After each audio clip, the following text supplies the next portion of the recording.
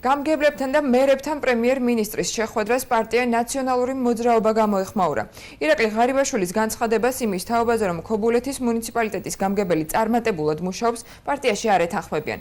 მაგალითად, რევას ხარაზმას შეჩერებული და განუხორციელებელი პროექტების 11 პუნქტიანი ჩამონათვალი გამოაქვეყნა.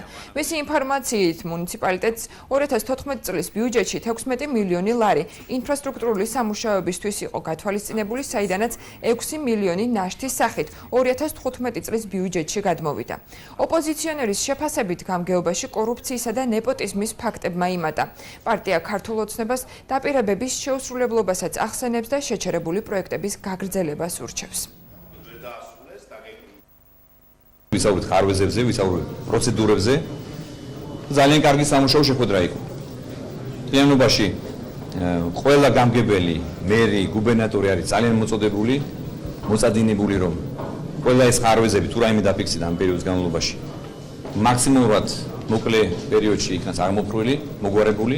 მე მინდა ჟურნალისტებს და საზოგადოებას წარუდგინო ქობულეთის მუნიციპალიტეტის მაგალითზე, თუ როგორ შესრულდა 96%-ით, როგორც ღარიბაშვილი ამბობს, ქობულეთის მუნიციპალიტეტის ბიუჯეტი 2014 წელს.